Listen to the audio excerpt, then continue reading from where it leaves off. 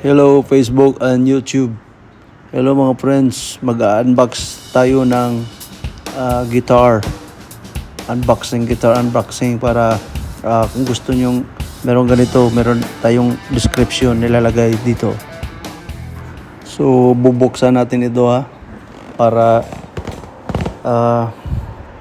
atin siyang masilayan kung ano ang maganda nitong makapagbigay natin ng libangan o aliw. Pasensya na po, ako ay nakapaalamang kasi wala akong tsinilas. So buksan natin to at malaman natin kung kumpleto ba ang kanilang pinapadala sa atin.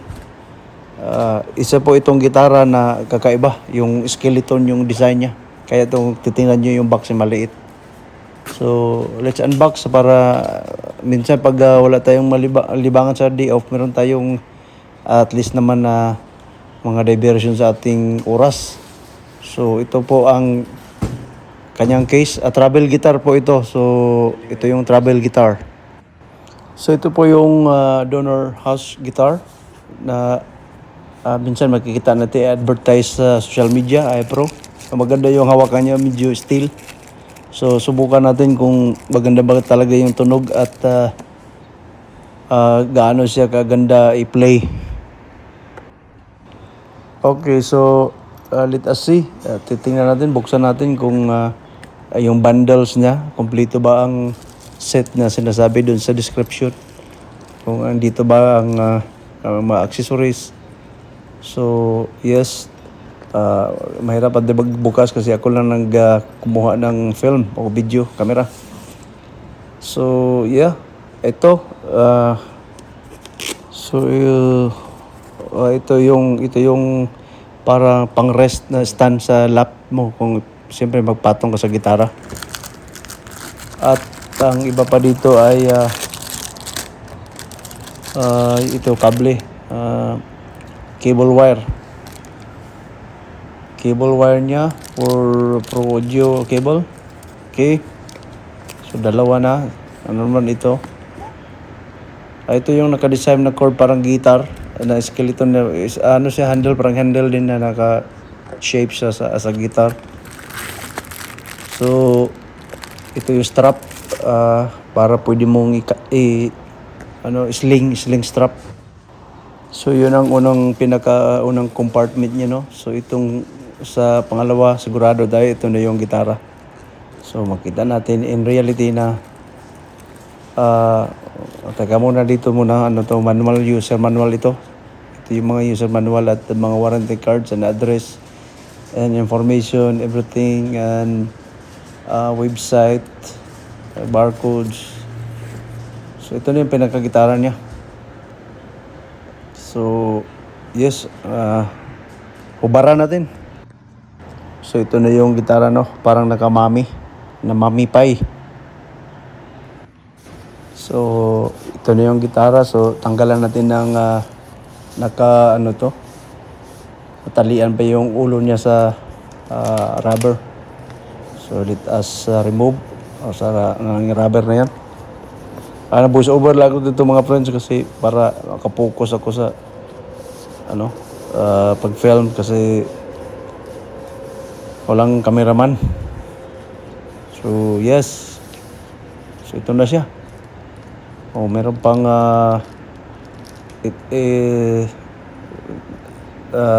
cover sa string, steel string ito. Marami silang mga model ng ganito. Ang pinili ko lang ito iPro para meron ng built-in kasi yung mga nauna walang effects, guitar lang talaga, normal na dry sounds. So ito yung sa lap mo, yung rest niya, stand. So ang may mechanical itong parang push and pull na insert. Ang katulad sa pneumatic na mga, kung magkabit ka ng mga hose sa air tools, yung mga ganyan na mechanical. So ito yung itsura niya, So yeah. At medyo naka-high action konti pero okay lang, playable naman siya, hindi naman masyadong pero kung hindi ka na palagi nagigitara, medyo may resistance yung string, pero at least playable naman siya. Pero ma-figure out ko rin ito paano i-adjust kung gusto ko yung preference ko na distance from the fretboards and saka string. So ito yung mga uh, electronic onboardings nyo dyan sa likod. At ito'y naka-lithium ion battery na rechargeable para i-charge mo lang siya. At may 18 presets ito. So sa mga naunang mga model ay battery 9 volts, pero ito naka-built-in na yung battery. So yes,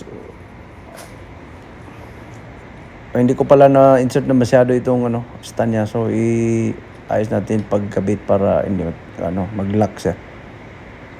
So at meron itong truss rod sa gitna para pwede mong maikot yung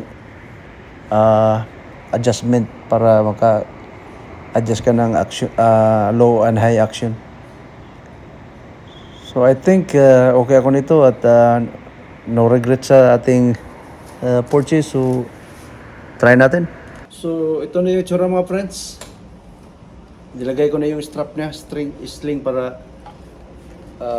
dyan na lang siya para pwede mo siyang madala lakad-lakad ka o gitar ka, jam ka sa kasi pwede to sa Bluetooth galing yung backtrack sa YouTube galing cellphone via Bluetooth dito pwede pumasok tapos marinig mo siya. For now hindi natin siya marinig for live kasi i-live ko sa Facebook na may bukal sa kailangan ko pa ng audio interface. So kailangan pa natin audio interface. So for now magagawa ko lang nito ay ako lang ang makarinig. Ako lang makarinig sa tunog. Pero next time natin na video, content natin yung paano siya i-adjust, paano gamitin yung mga effects niya, reverb, delay, and yung mga preference mo, mga presets, paano i-adjust yung value, equalizer,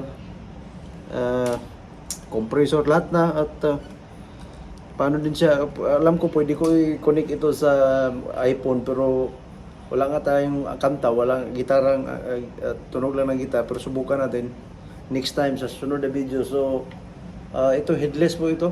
Wala siyang neck, ulo. Ito yung palang neck, head niya, headstock. So dito yung tuning pegs at ito yung pang-adjust niya torque tools. Ito magnetic